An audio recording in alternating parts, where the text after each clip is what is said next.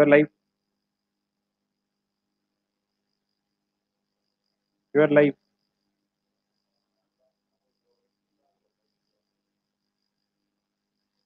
You are live. You are live.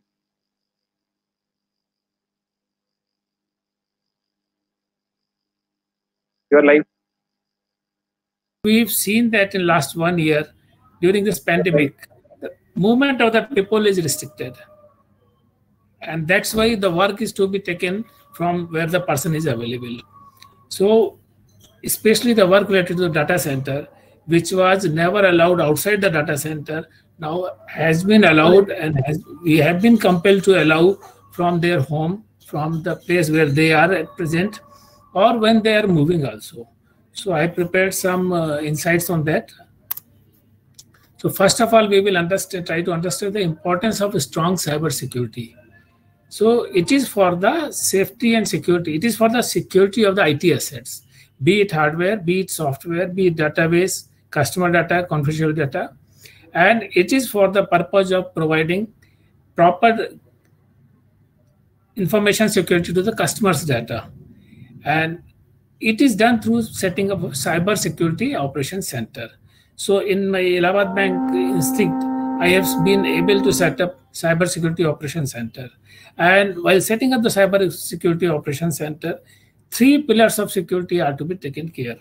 One is people, other is process, and third is technology. So technically, there are various solutions. Then processes are to be redefined. And after all, the people who are the basic bone of any setup, they are to be taken care of. And the role of CISO, one has to be in touch with public, staff, government, certain, and various software developers, even hackers also. The information security, basically, from Forrester's point of view, this is 3 line of defense mechanism. First line of defense, if it fails, the second line of defense is there where the CSOC is enabled. The first line of defense is the user, the device on which he is working. Second line of defense is the security operations center, financial control, risk management, compliance, quality management, threat intelligence. And the third line of defense is the periodical internal audit or VAPT. So all these 3 setups are to be enabled in an organization to get the best cybersecurity. People, process, technology, I have told earlier. So people, they are the real backbone of any organization, and they are known as the weakest link. So if there is a gap into the knowledge or understanding or intentions, the people will be the weakest link. Whereas the processes are weak if there is a migration, if there is change in the technology, if there is change in the people, there is a new persons coming in or going out, or technology has changed, or new processes are to be defined. Then is the technology. So how through technology we can address the security. There are various technological solutions, and all these 3 pillars are to be strong to make a good building of cybersecurity. Implementation of cybersecurity in the past and how it has been useful to the organization. So ISO 27001 standards are the top class standards, world over accepted. And one should, if cannot be implemented, at least one should try to map. So we should develop a matrix, and we should try to map ourselves into ISO 27001 security standards. The email is the basic communication channel. So security of the email is very important. And we know that how phishing mails have been seriously impacting the people and organizations. A fraudulent mail will come, it will look like a genuine mail. Even spear phishing, it will look like as if it has come from your own organization. It is a very necessary mail. So a kind of fear or a sudden benefit is created in the mind of the user, and the person clicks the link. Here is the mischievous job done. So email security solutions like email gateway security, where all the emails are scrutinized and then only they are delivered. Similarly, whatever the emails are going out are first scanned at the gateway for any malicious link or any objectionable contents there. Then DKIM and SPF, where the spoofing control is there, where the domain name sharing is there, so anybody cannot use the official email, or that email will be blocked. Perimeter security through NG firewalls, IPS, internal firewall. So actually security is in a layered approach. So one is the perimeter, then one crosses the perimeter inside what is the security, then with the database application, what is security, and then it goes to the user level.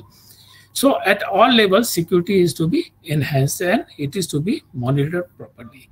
Without monitoring, what we can manage is what we can monitor. If we cannot measure, we cannot monitor. If we cannot monitor, we don't know where we are. So in order to get a good security posture, we have to comply with monitoring, measuring and monitoring. So monitoring of web-facing application, they are very vulnerable because they are all the time open to the internet world, and whatever the weaknesses are there in the operating system, in the application, in the website application, they can be exploited. So continuous monitoring of these applications, regular patching, regular backup, these are very urgent. And then VAPT test, they are very urgent and important aspects. Then whitelisting of applications, IP and MAC whitelisting. So whatever the communication is happening, it should be based on the whitelisting. So whitelisting means only those listed IPs or MAC addresses will be allowed to communicate. This is a very successful method. So anybody who is not bearing that IP or MAC binding is not there, we will not allow to communicate. Then second factor authentication or biometric authentication in core banking solutions. So it is must. So people cannot misuse the passwords. So as of now, biometric is mostly through thumb impression, but other tools, other solutions are also available. See, Aadhaar is also based on the biometric. So failure rate is very less. Of course, sometimes availability issue comes. Then AD-based CBS access control. So the policies are based on the active domain and not on the user per se or machine per se. VAPT of the critical and web-facing applications, robust setup of IS audit, reporting to the board level for strong IS governance. So this was the third pillar or the third line of defense. So IS audit setup should be very strong and independent of the operation. So in this area also, there are three levels. One is IT implementation, IS implementation, then IS monitoring and CISO, and third is IS audit. Then regular cyber drills through external agencies, and then internally we can do, and we have done blue team, red team exercise, in which team, which is called red team, they will be using different tools and different set of hardware, and they will try to attack a similar kind of inside systems.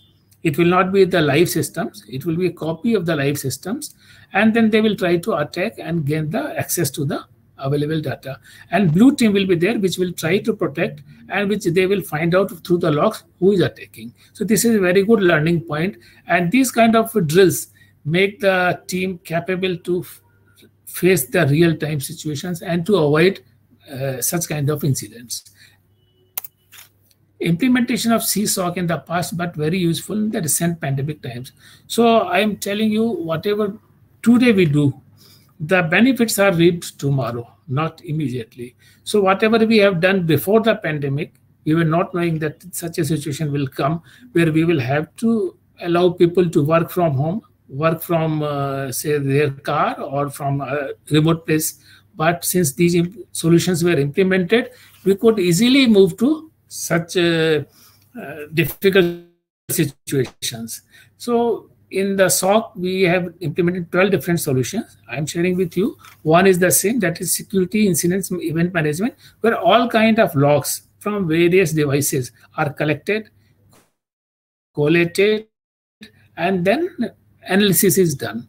In case of any incident happens, we can find out how the incident has happened, and in advance also, depending upon the logs coming from various devices and various users, we can predict what is going to happen. Where the role of AI is also there. We have, in the future days, we will also implement AI. And we have seen that how AI is very useful in email, into the various kinds of attacks. We can foresee if attack is coming to one area, it may come to other area, what kind of vulnerabilities are being exploited outside in the outside world, or what attacks have taken place in the organization. Then anti-APT solution, which is and advanced persistent threats. So wherever the advanced persistent threats are there, malwares are there, and very specific malware to organization, particular systems are created. So those can be tracked and stopped. Such attacks can be stopped. Anti-DDoS, where the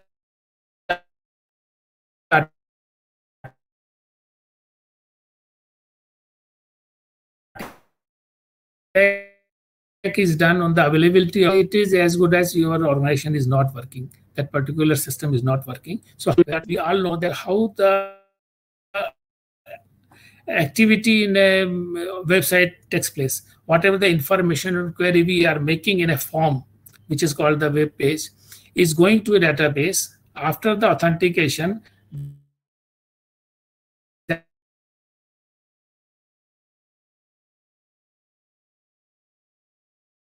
that is query is being made user basis to each of the from the endpoints, because if the endpoint pen drive is there, email solution is there, so those are very sensitive to data leakage, and plugging into those gaps is done through the DLP. So a client will sit into the machine or on the mobile, on the laptop, and it will continuously monitor what is going out, what is going in, and as per the policy, even the sensitive data like Aadhaar related card or credit card numbers, any sensitive data will be stopped from flowing out or flowing in, and wherever the legitimate requirement is there, and as an exception, it is permitted. Endpoint protection is all about protecting the endpoint devices. MDM is a very powerful solution which has come handy into this pandemic situation. Why? Because all the laptops or the devices on which now remote access is permitted through RDP are protected through MDM. So each device, its functioning, its operating system, its applications are whitelisted. So no other program can be installed, no unwanted access can be allowed. So once this device is configured to our central system, it can be taken out anywhere and the legitimate user can do the work. Only the risk is if physically that person is surrounded by a person who is taking picture shots or is taking noting down the things, that is the risk. So configuration kind of things we are not allowing through remote access. Then next solution, where that any network entry point is first verified and then it is given in a zone. So if its security posture is not up to the mark, then it will be in a quarantine zone, it will be in a guest zone, and once the security posture is upgraded to the required level, then as per the user, as per the machine ID, it will be allowed to communicate. Proxy is about taking the internet traffic only through a central mechanism so that we can have the necessary controls. So unwanted incoming or outgoing communication cannot take place. VAS is about vulnerability assessment. So periodically, all the servers, all the applications are verified and standard tools are used. And through that, we see which systems are not up to the mark, up to the date. Because vulnerability are continuously coming and we have to continuously monitor and patch. And last one is the WAF, where the all level of communications are verified through web access firewall, and any kind of weakness into the entire packet in any level can be verified. A packet can be recreated and we can see, open the packet, can assemble the packet and see what kind of vulnerability is there. So it may, otherwise without WAF, we cannot see application level vulnerabilities. Changes and suggestions in the present pandemic. So some of the items I've listed down. So now we have seen that major challenge has come that one is not doing within the four walls where a lot of protections were provided in terms of physical security, in terms of procedural security, in terms of technical security. So in the data center, all these things were there. But when person is working from outside, then these things were not available. And in fact, we were allowing to some extent BYOD, where the person can bring his own device and can connect to the corporate system and work. But now it is an extension of BYOD. So person can work from home also. So proper use of VPN, remote desktop connection, and systems being unattended. So I have already explained, if the person is not attending the system, there should be a screensaver, there should be blockage, and there can be tools through which who is using the laptop can be logged in. Then system hardening and regular patching of PC laptop. This is very important. If the operating system is having vulnerability, if the BIOS system is not up to date, then whatever security we do on a higher levels will be of no use. Like if there is a 10-floor building and I give very good strength and security to top floors, but I forget about the security to the ground floor, then the building will collapse and nobody can be saved. So fundamental security goes through the hardware security, BIOS security, processor security, kernel, okay, then operating system, and then antivirus, then application security, database security. Like that, all the layers of the operations are to be secured in terms of devices, in terms of firmware, in terms of device drivers, in terms of operating system, application, to the best available as of date. Then risk of the connected weak system. So this is one very gray area. See, we all know that the testing is to be done whenever a new system is brought or whenever an upgrade system is brought in. So the testing area is always connected to the live system through some separate zone, networking zone. But people forget to disconnect that, or they forget to change the passwords, or they forget to delete the applications and the databases. Over the time, there are multiple systems which are live, which can be made live, which can be connected, and through which a lateral entry into the system is made. And then east-west, through east-west traffic, they move on to the real operations and breach takes place.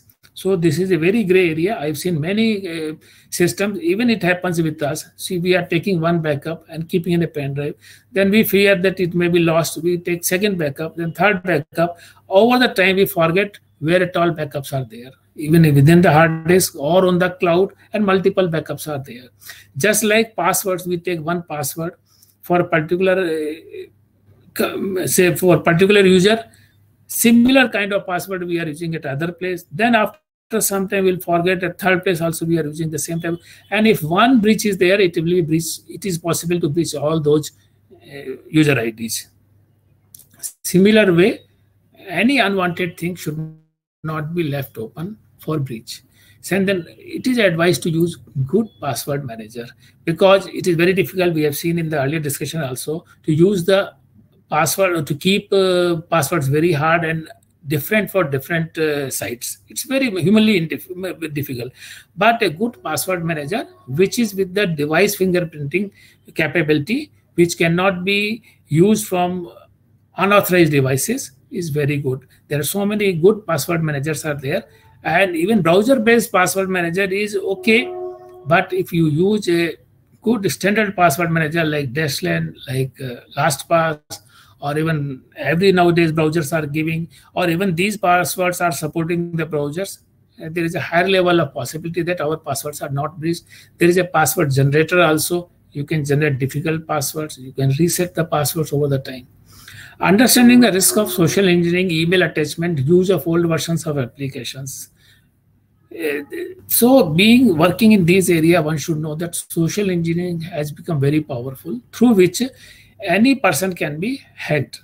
His information can be stolen. So being human, you have different interests. You have communication in the society and member of various groups. So some phishing mail will come, or they will be collecting information about the person, specific his interest, his motives, and suitable to his interest and motive. They will send some mails. They will gain information from various sites, and they will attack. The hackers will attack based on the information received about the organization, about the department, about the person, his capabilities, his interests. So we have to be very watchful about such kind of attacks, and we should make very clear distinction between the personal uses of the systems and the official uses of the system. If this is not properly separated, there is a whole risk. Okay, so my sincere advice to all the users is there: please take best care of not mixing up personal and official uses of systems, though we may be using same device.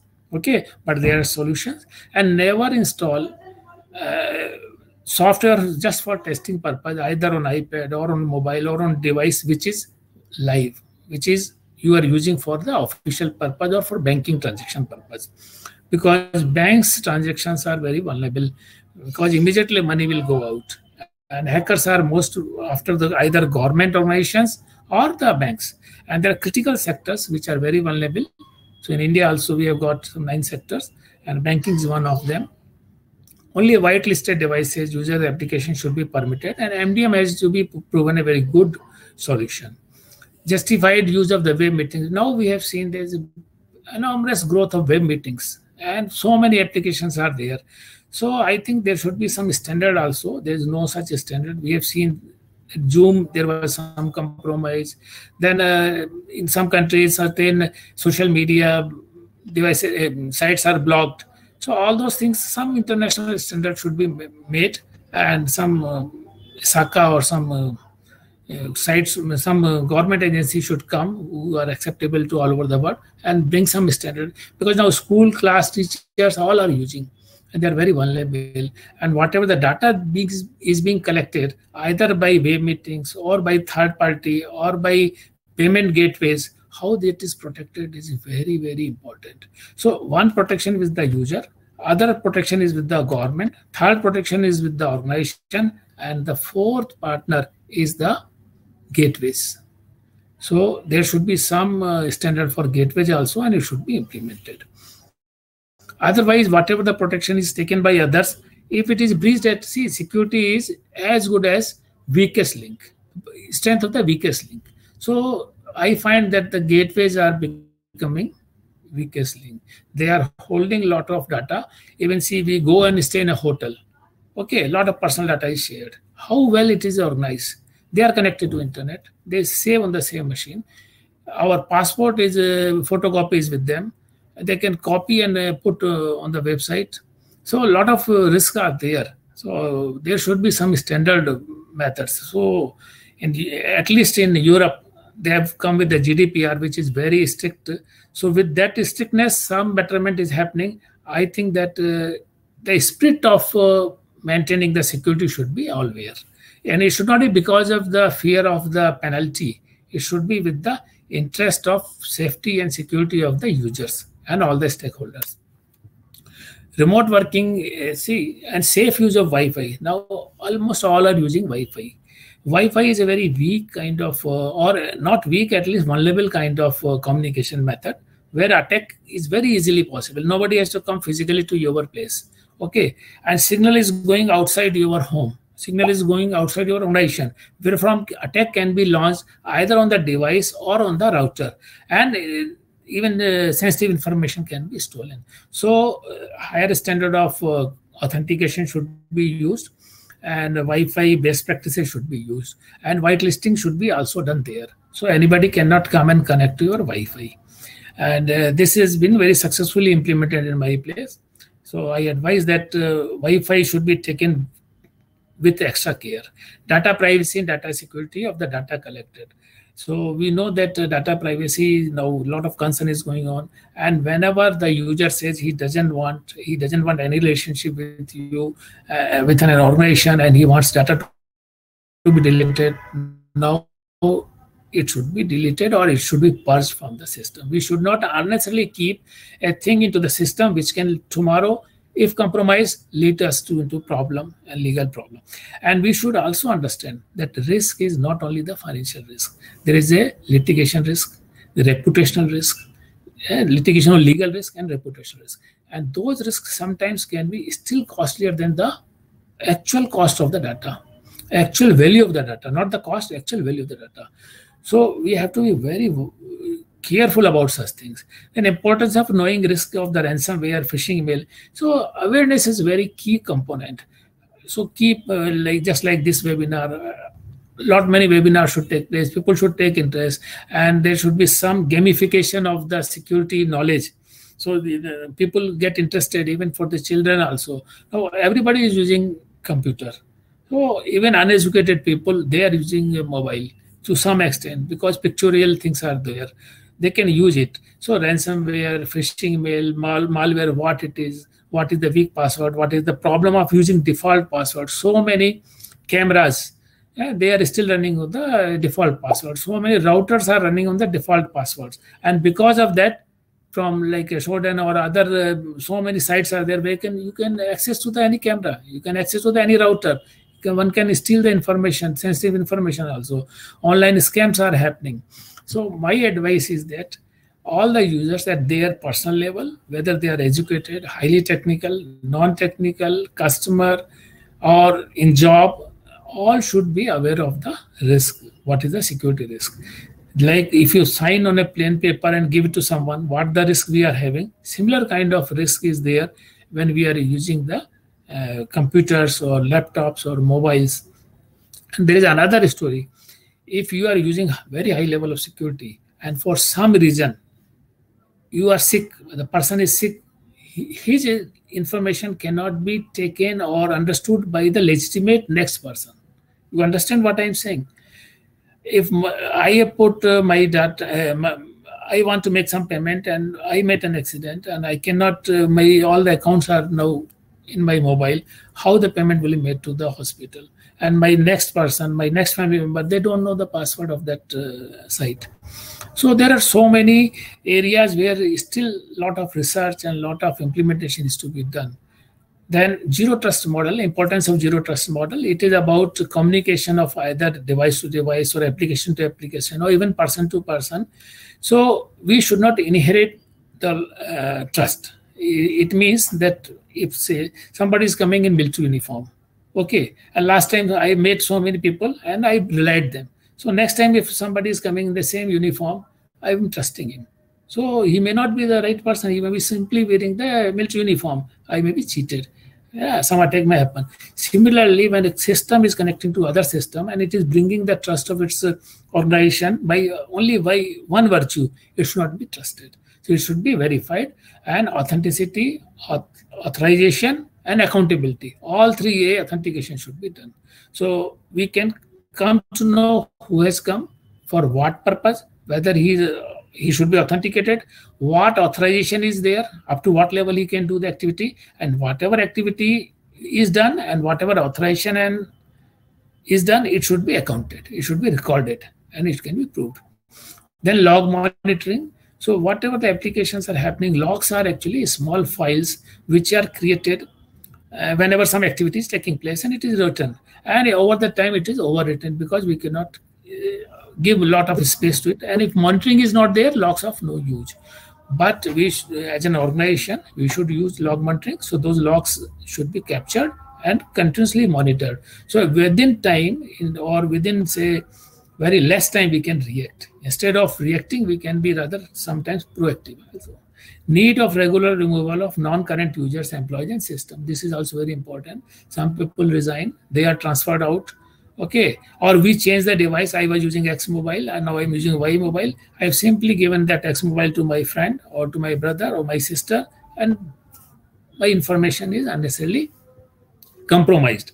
So my suggestion is, if we are stopping to use, like suppose I have an account in Facebook, tomorrow I do not want to use, I should remove that account. I should delete, not simply stop using it.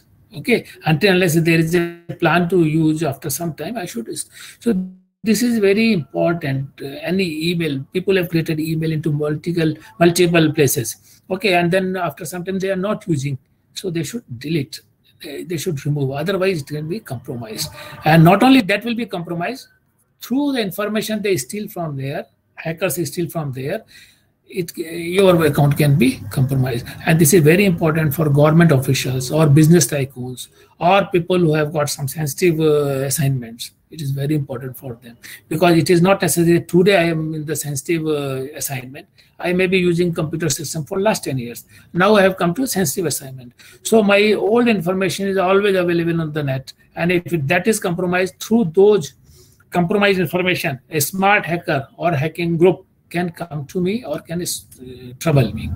Use of forensic and anti-forensic tools. So we should understand forensic tools are the tools which can come to know about hidden work done, okay, which we are hiding from others. That is forensic. Okay, so I have come to some place, then some did some work, and then I don't want anybody to know. So that and the team who can come to know what was done, that is forensic. It is from the small piece of information. And anti-forensic is that if somebody removes that forensic information, that is anti-forensic. Okay, so the logs, deleting logs is anti-forensic. And if you can retrieve that, that is forensic. Great importance of predictive analysis, AI, cloud computing, even quantum computing in the field of cybersecurity. So time is changing, and now importance of predictive analysis has come, where there are organizations, and there are some countries also, some military organizations also, some financial organizations also. They are able, even IT companies also, they are able to predict what is going to happen, what next 1 day, next 10 days. Like we make analysis of financial things, or for shares, for budgets. Similar kind of predictive analysis through AI models, it is possible. And through the data sets we create through logs, various sources, and banking and financial institutions are also part of it. Similarly, military, weather, okay, and global positioning. Yeah.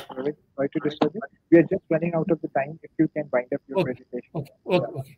So, yeah, we are seeing that there are so many important things and cannot be in a very short time understood. But each and every day we have to learn. We have to make a decision that I will be better than yesterday. If that decision in cybersecurity we take as an individual, as an organization, we can reach to the goal, and we can one day become best. And with these few words, I thank you, all of you. And it is my privilege to share my thoughts with you. Thank you very much.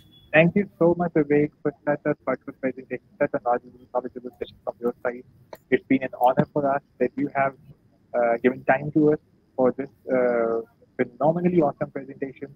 Things, the insights which you have discovered, I think, and I hope that I'm sure that it will help our audience a lot. Thank you so much. It's my pleasure. It's my pleasure. Perfect. Vivek is here. If anybody of you want to ask any question regarding anything, just ask any question on the main chat. He will be here. He's here to answer your question. Thank you so much, Vivek. Thank you. Now we are moving towards our next presentation. This will be given by Michael Capilla, Head of Security Resilience, Cybersecurity Resilience from PwC. I hope you have enjoyed all the sessions. Now this is the last presentation of the session, and we will be going through it. Okay.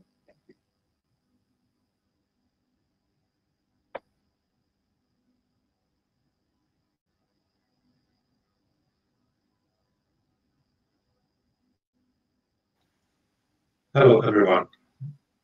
I'm glad that we can hear each other at this security conference. As we are expecting the baby soon, I have to pre-record this session. Due to these circumstances, it's not possible to ask me the question directly. However, I'd like to challenge you to send me all your questions, ideas, or remarks via the email. The contact information will be shared in the end of this session, so thank you a lot. So let's start.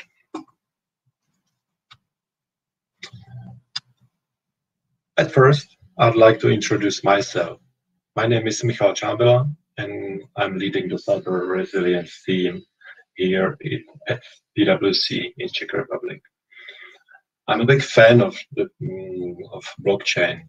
However, I'm also the cybersecurity professional, and I can see many challenges that each implementation of blockchain in the organization brings. So that's why I've selected this cybersecurity topic at the blockchain.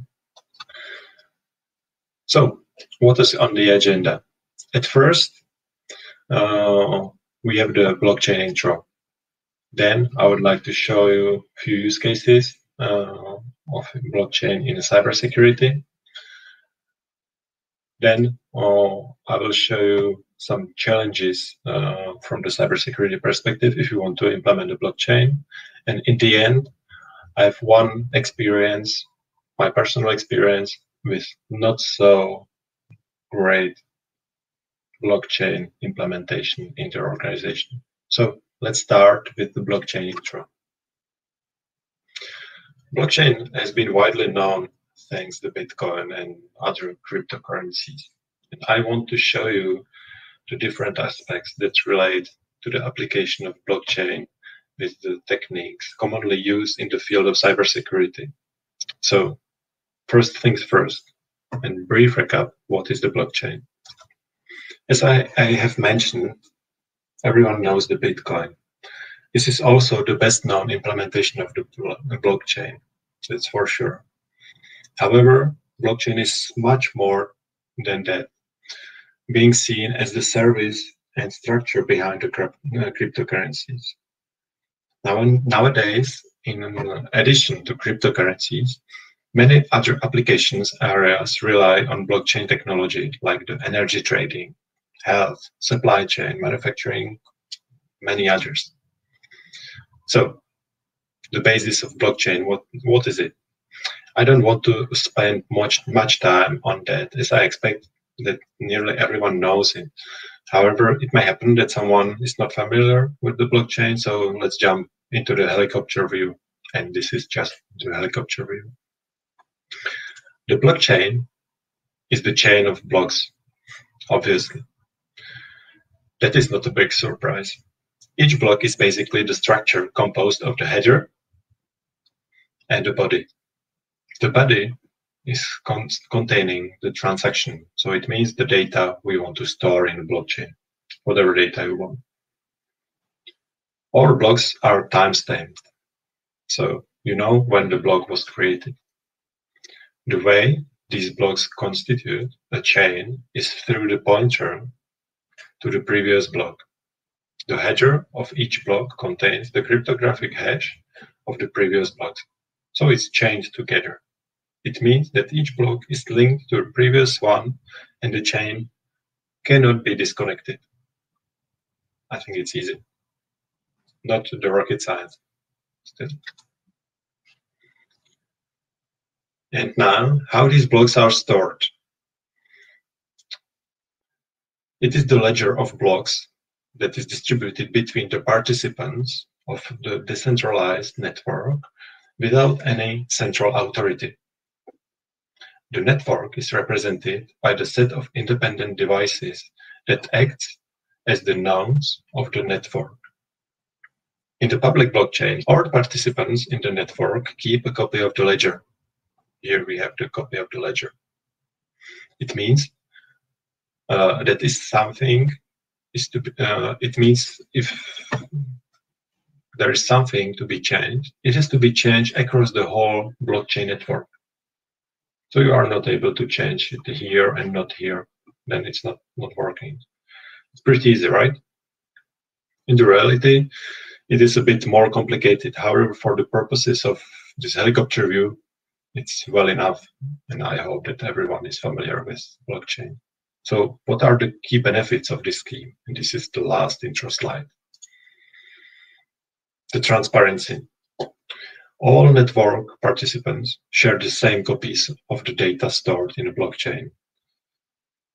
The shared version can only be updated through the consensus, which means that everyone in the blockchain network must agree on this change. To change a single transaction record would require the change of all subsequent records and the update of the whole network. So it's pretty difficult to change something in past retrospectively. It's nearly impossible or very costly.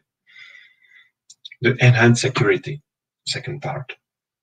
There are several reasons that blockchain is more secure than other record-keeping systems. Transactions must be agreed before they are recorded. After a transaction is approved, it's encrypted and linked to the previous transactions. And this, along with the fact that the information is stored across the network of nodes instead of the single server, makes it very difficult for hackers to compromise the transaction data. So it's much more secure. Traceability. This is also an important part. For instance, imagine that your business requires exchanging of goods. The traceability can be really difficult across the whole supply chain. when exchange of goods are recorded on a blockchain, you end up with an audit trail that shows where an asset came from and every stop it made on its journey. This historical transaction data can help you to verify the authenticity of assets and prevent the fraud. The last benefit are reduced cost. With the blockchain, with well-implemented blockchain, you don't need as many third parties or middlemen to make guarantees, because it doesn't matter if you can trust your partner or not. Instead, you just have to trust to the data on the blockchain. You also won't have to review so much documentation to complete the trade, because everyone will have the permission to access a single immutable version. So these were the benefits and a helicopter view for the blockchain. Let's jump directly into the blockchain use cases in cybersecurity. Let's see how the blockchain may be used for the pure security use cases and whether it is really so amazing technology that can save the world, or maybe not. I've selected 4 different use cases that may help you to understand, or that may be implemented. General's problem of false consensus. Fortunately, we have not enough time to talk about all parts. So the Byzantine general's problems.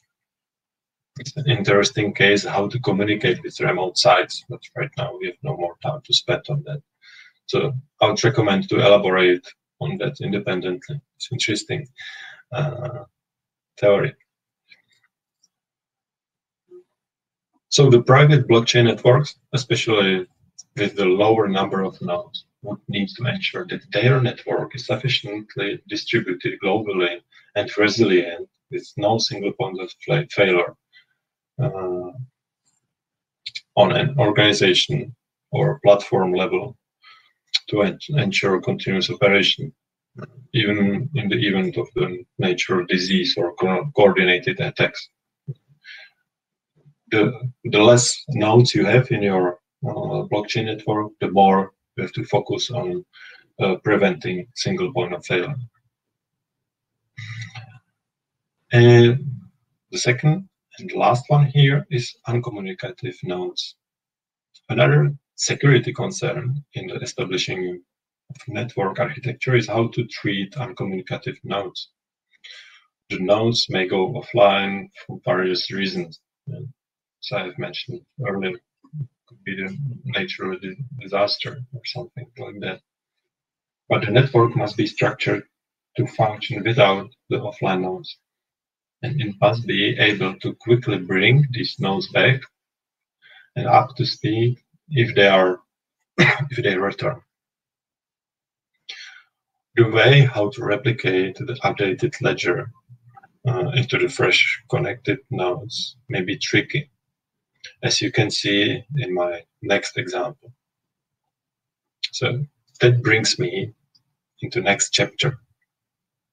That is my personal experience. So I'd like to share with you my not so positive experience with implementing of one, let's say, not named private blockchain that had an ambition to provide the trust and to provide trust commercially. I was asked to assess the CIA threat of this ecosystem, and it totally failed. The major issue was in the architecture of the ledger management. I've identified the following vector attack and many others, but this one I want to show you here was the leading one. So the vector attack, the attack vector that allows the threat actor to change the whole ledger and therefore compromise the trust completely. So How the ledger works. Two types of nodes are in the infrastructure, the standard and the privileged one. The only difference is that the privileged node is able to remove any node from the ledger on request. In case that the node is again mounted into the ledger, the one that was removed, it has to reload the last version of the ledger. This ledger is replicated from other nodes and considered as trusted. So if you remove one or make it passive, then it reloads the trusted ledger from the others. So far, everything works. What will happen if the threat actor come? So the attack vector is the threat actor is able to penetrate the privileged node. The privileged node, unfortunately, was not well secured from the application perspective and not located in a secure destination. So it was quite easy to penetrate the privileged node. Then the infected privileged node can disconnect all other nodes for a while. So once every node is disconnected, the only trusted ledger is stored in the node that is infected. The others are outdated and will be removed. So we have only trusted ledger here at the infected node. The threat actor now is able to change the ledger at the privileged node, at the infected node. So the threat actor can do whatever he or she wants. The other ledgers in the network are passive and no more valid. So it means that all their data are lost. And only trusted, only valid ledger is stored at the infected privileged node. What's next? Then all nodes are reconnected back, back to the network. And this is the standard process that is managed at the node level. So it's something that is happening automatically. So all nodes are reconnected. Other nodes, or the standard nodes that were reconnected, has to replicate the last version of the ledger. And the last version is the one that was infected, the one here. So do you consider that this private blockchain is trusted? I do not, because this attack vector simulates how the threat actor is able to totally change the distributed ledger, and it was verified by the creator of this ledger and of this blockchain that it really works.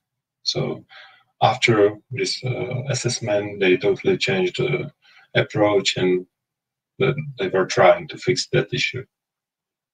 So this was not my solitary experience with implementation of private blockchain. And every time there were similar problems with the security or operations. So a couple of words in the end. Implementing blockchain to the organization may be a trigger of your success or maybe of your fall. So always consider the blockchain solutions as the common application and require at least the same security measures as for the rest of the infrastructure. And always ask someone who understands blockchain a bit to assess whether the whole solution can be trusted, not only from the cybersecurity perspective. The operation issues may cause huge troubles, as I have presented to you right now. So please keep it in mind. However, the time is over, so I can only motivate you to contact me in case you have any specific questions. So feel free I'm always happy to discuss the security of